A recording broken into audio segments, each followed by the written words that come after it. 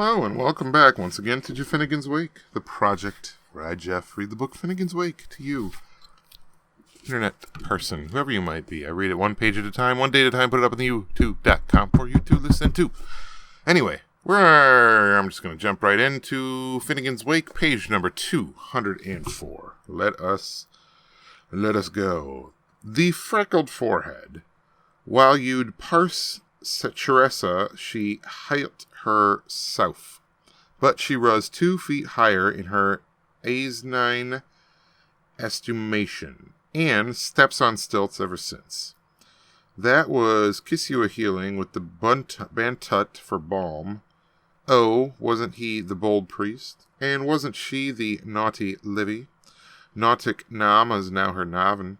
2 lads in Scouch breeches went through her before that, Barefoot Burn and Wallomy Wade, Lugna Kelia's noblesse picks, before she had a hint of a hair at her fanny to hide, or a bosom to tempt a birch canoodler, not to mention a bulgic porterhouse barge. And ere that again, Laida, all too unrighty, too faint to buoy the fairiest rider, too frail to flirt with a cygnet's plume, she was licked by a hound, Chirippa Chiruta, while pawing her pea, pure and simple, on the spur of the hill in old Kippur, in bird-song and shearing time. But worst of all, the wiggly lively, she side-slipped out by a gap in the Devil's Glen, while Sally, her nurse, was sound asleep in a sloot, and Fi-Fi fell over a spillway before she found her stride and lay and wriggled in all the stagnant black pools of Rainy under a fallow coo, and she laughed Enoch-free with her limbs aloft, and a whole drove of maiden hawthorns blushing and looking askance upon her.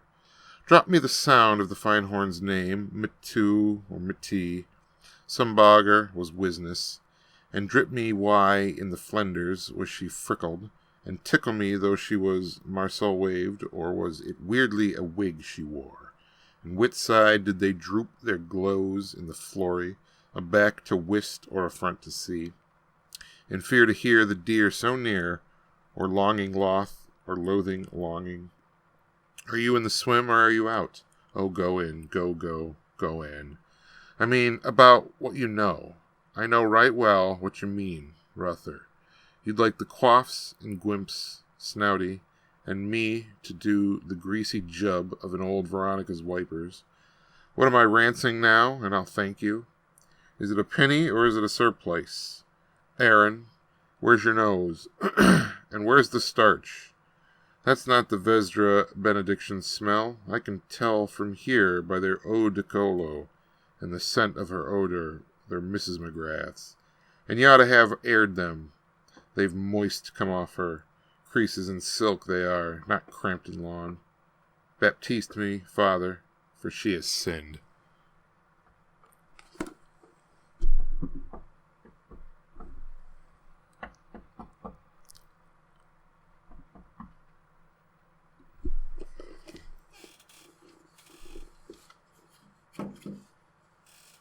That's page 204